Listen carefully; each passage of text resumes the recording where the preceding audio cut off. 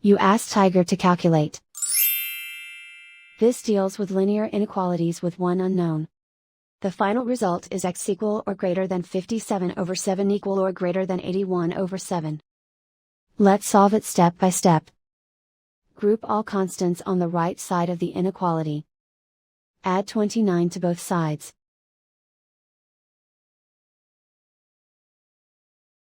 Simplify the arithmetic.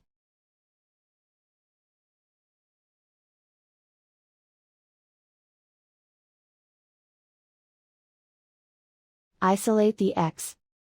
Divide both sides by 7.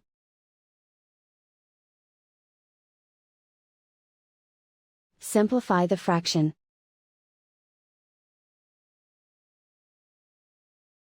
Plot the solution on a coordinate grid.